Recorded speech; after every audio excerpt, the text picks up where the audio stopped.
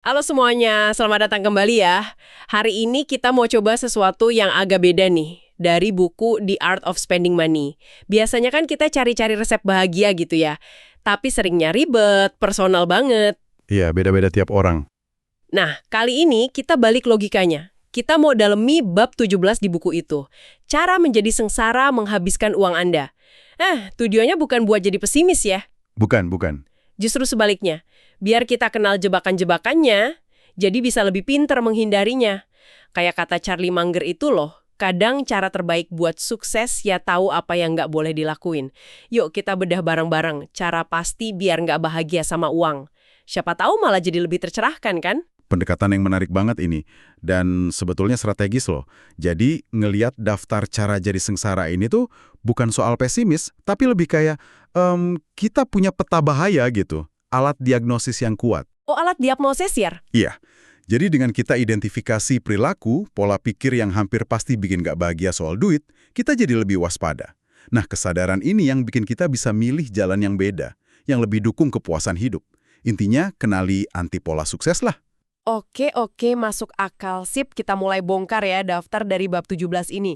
Jebakan pertama nih, terus arahkan pandangan ke kelompok yang, ya persis di atas kita lah secara finansial. Kayaknya ini umum banget ya, selalu ngeliatin rumput tetangga yang dikit lebih ijo, terus mikir, wah kalau gue udah di situ pasti bahagia deh. Betul sekali.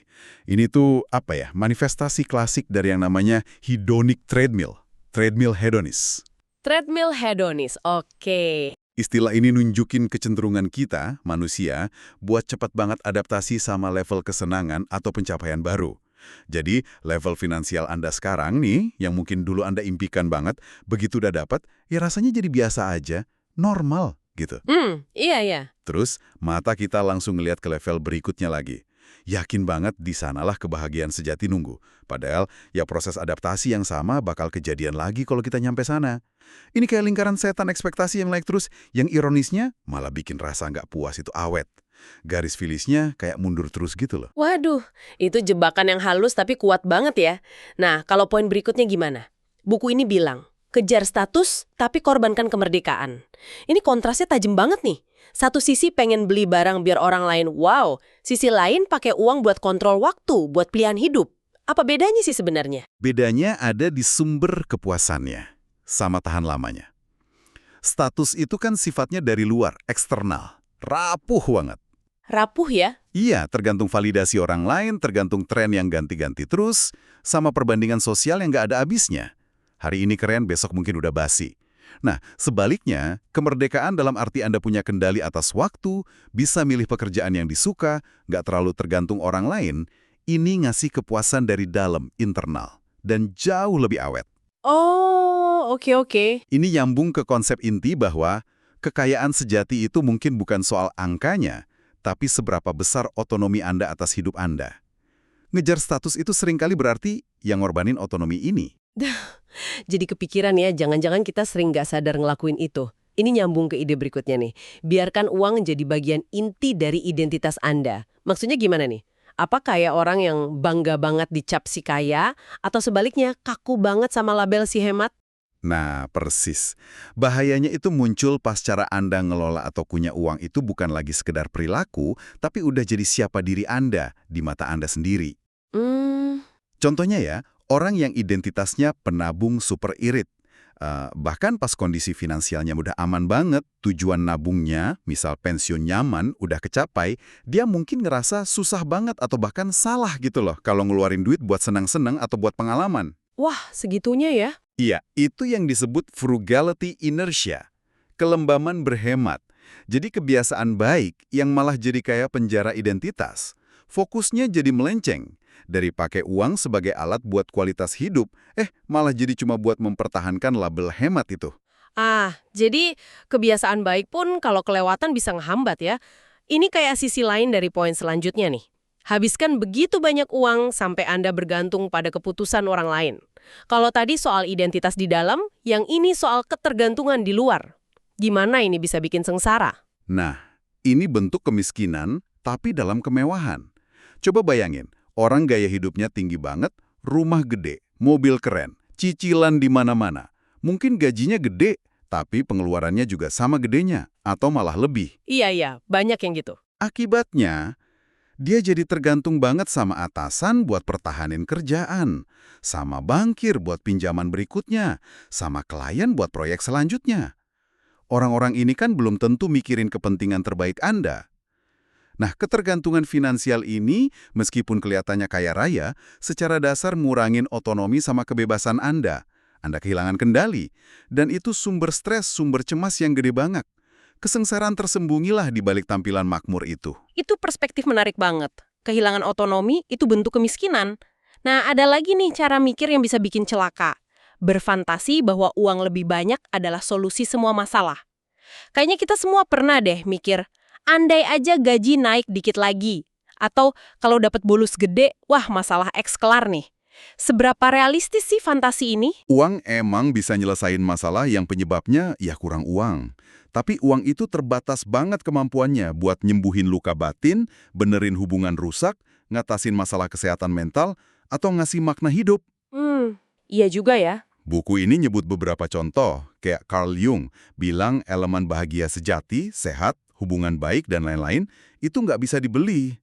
Atau F. Scott Fitzgerald, kaya raya tapi nggak bahagia. Jadi berharap, dikit lagi uang bakal ajaib beresin semua keruwetan hidup itu, ya resep pasti buat kecewa. Nanti pas uangnya datang, masalah intinya masih ada, kecewanya bisa lebih pahit lagi tuh. Ini kayak pengingat ya buat misahin mana masalah duit murni, mana masalah hidup lain. Dan ini nyambung ke poin yang Anda sebut tadi soal frugality inertia. Poin ke-6, miliki ideologi menabung yang begitu kaku sampai nggak bisa nikmatin hidup. Ini kasus orang yang udah mampu tapi kekunci sama identitas penabungnya. Gimana kita bisa lihat ini lebih dalam? Ini persis banget manifestasi ekstrim dari frugality inertia tadi. Nabung kan penting ya, tapi tujuannya apa sih? Biasanya biar suatu saat kita bisa hidup lebih nyaman, lebih bebas, atau bisa ngelakuin hal yang kita nikmatin tanpa cemas soal duit kan? Betul. Ironisnya, kalau kebiasaan nabung ini jadi ideologi kaku, jadi bagian inti identitas, dia malah menghalangi tujuan akhir itu tercapai. Orang itu mungkin duitnya cukup, tapi otot buat nikmatin hidup atau belanja buat pengalaman berharga itu udah kaku atau malah lumpuh, karena kelamaan dilatih cuma buat nahan doang. Wah, jadi kayak Latihan keras buat maraton, tapi pas hari H malah nggak mau lari, soalnya udah terlalu nyaman sama rutinitas latihannya. Gitu kira-kira. analogi yang pas banget. Jadi fleksibilitas penting ya, bahkan buat kebiasaan baik. Poin selanjutnya nyentuh cara kita mandang diri sendiri dan orang lain. Nilai diri sendiri dan orang lain secara nggak adil. Ini biasa yang dijelasin gini.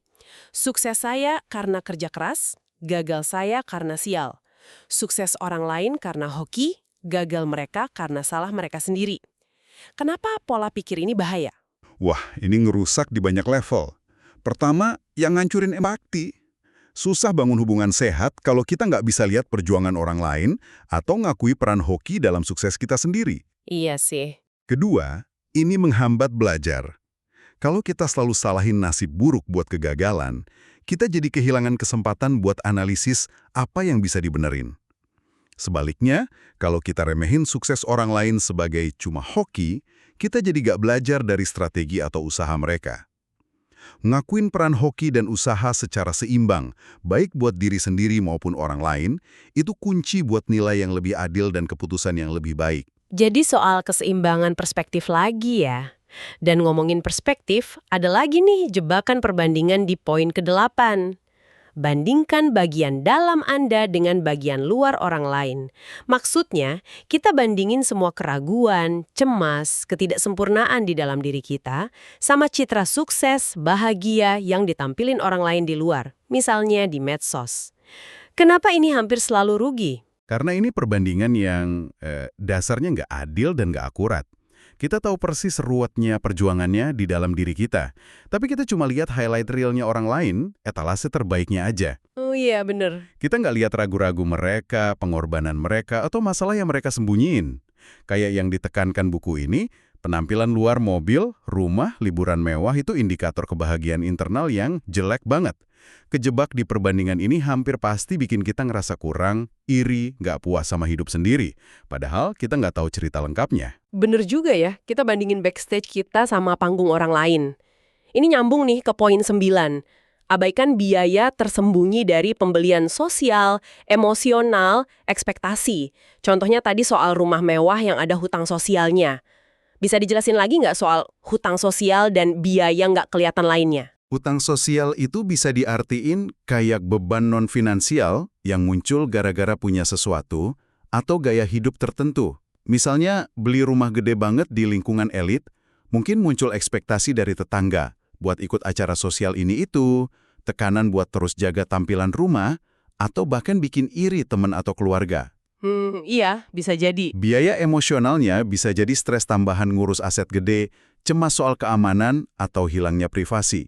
Ada juga biaya ekspektasi. Anda mungkin jadi ngerasa harus terus naikin standar hidup kan? Capek tuh. Nah, nggak baikan semua biaya nggak kelihatan ini pas bikin keputusan beli barang gede, itu cara gampang buat akhirnya punya sesuatu yang malah ngurangin bahagia, bukan nambah. Jadi, harga di label itu cuma sebagian kecil dari biaya sebenarnya ya. Penting nih buat diingat. Poin 10 bawa kita ke dimensi waktu. Nggak peka sama kecenderungan diri buat nyesel. Ini soal risiko kejebak di ekstrim. Hidup cuma buat hari ini, YOLO, atau terlalu kaku nabung buat masa depan, tanpa mikirin potensi nyesel nanti. Gimana nyimbanginnya? Kuncinya itu meminimalkan penyesalan di masa depan. Dan ini tujuan yang dinamis loh. Artinya, kita perlu nyimbangin senang-senang sama persiapan masa depan, sambil sadar kalau apa yang mungkin kita sesali itu bisa berubah seiring umur nambah. Oh gitu ya. Iya, di umur 20-an mungkin nyesal terbesarnya nggak nabung cukup. Tapi di umur 60-an, penyesalan terbesar mungkin bukan soal duit, tapi soal nggak cukup berani ambil pengalaman atau ngabisin waktu berkualitas sama orang tersayang pas masih bisa. Kesadaran akan potensi nyesal dari kedua sisi, terlalu boros atau terlalu hemat pengalaman, itu dorong kita bikin keputusan yang lebih bijak dan seimbang buat jangka panjang. Menarik, menarik. Jadi tujuannya bukan cuma nabung atau hura-hura, tapi minimalisir nyesal di akhir cerita. Ini nyambung banget sama cara kita lihat nilai diri. Poin 11 ini fundamental banget. Samakan kekayaan bersih dengan harga diri.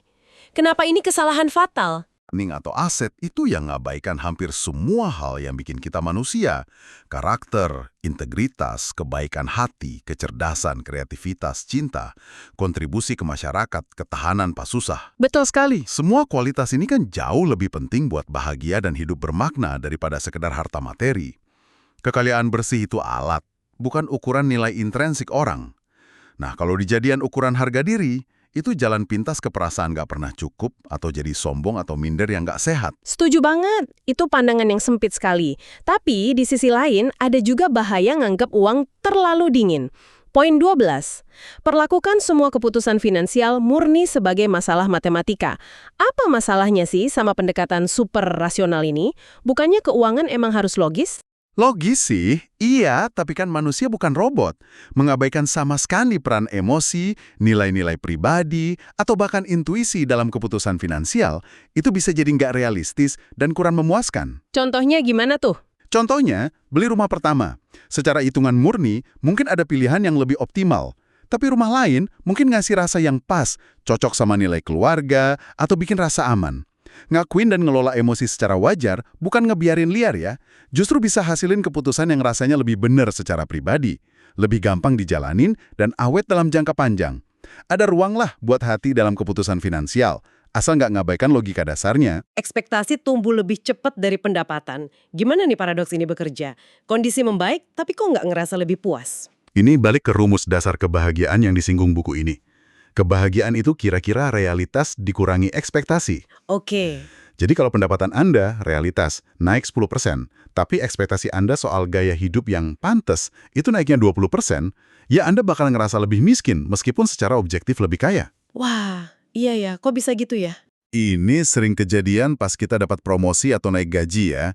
Bukannya nikmatin kenaikan itu, kita langsung bidik target berikutnya atau bandingin diri sama kelompok yang baru keraih. Jadi, ngelola ekspektasi, jagain biar tumbuhnya sejalan atau dikit di bawah realitas, itu kunci utama buat ngerasain puas dari kemajuan finansial yang kita capai. Ngelola ekspektasi ini kayaknya kerjaan tersendiri yang penting banget ya.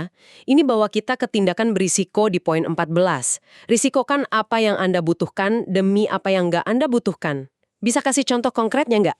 Contoh klasiknya ya, mempertaruhkan keamanan finansial dasar, dana darurat, tabungan pensiun, buat investasi spekulatif yang janjiin untung gede tapi risiko tinggi, cuma demi beli mobil mewah atau gadget terbaru yang sebenarnya nggak penting-penting amat. Oh, oke. Contoh lain bisa non-finansial, ngorbanin waktu berkualitas sama keluarga, atau ngabaikan kesehatan demi ngejar promosi atau bonus yang dampaknya ke kualitas hidup keseluruhan mungkin nggak seberapa. Prinsipnya, kayak kata Warren Buffett, jangan pernah risikoin apa yang Anda punya dan butuhin, kesehatan, hubungan baik, reputasi, keamanan dasar, demi ngejar sesuatu yang Anda nggak punya dan nggak butuhin, kemewahan ekstra, status semu, prioritasnya kebalik, dan risikonya kegedean. Peringatan yang keras banget itu. Nah, terkait barang mewah tadi, ada poin 15, terlalu membesar-besarkan perhatian yang Anda dapatkan dari barang mewah. Realitasnya gimana sih menurut buku ini? Realitasnya, perhatian yang Anda dapat dari barang mewah itu seringnya bukan kekaguman tulus ke Anda sebagai pribadi. Sebaliknya, orang lain mungkin lihat barang itu, misalnya jam tangan mahal, terus mikir, wah, jam bagus, gue juga mau punya. Oh, Mereka itu memproyeksikan keinginan mereka sendiri ke barang itu, bukan ngagumin karakter atau pencapaian Anda. Nah, kesalahpahaman ini yang nyebabin siklus konsumsi berbasis status. Kita terus beli barang lebih mahal, berharap dapat validasi atau kekaguman, padahal yang didapat mungkin cuma tatapan iri atau proyeksi keinginan orang lain. Lingkaran yang capek dan akhirnya kosong secara emosi. itu observasi yang tajam banget. Orang nggak kagum sama Anda, tapi sama barang Anda. Atau lebih tepatnya, apa yang barang itu wakilin buat mereka ya. Terakhir nih, poin ke-16 buat jadi sengsara. Asumsikan Anda tahu semua jawaban yang benar. Sikap kayak gimana nih? Ini sikap anti belajar. Kaku banget secara mental. Ngerasa kalau cara Anda ngelola uang itu satu-satunya yang benar. Nolak nyubah strategi baru, misalnya cara investasi beda, atau cara belanja uang buat pengalaman bukan barang.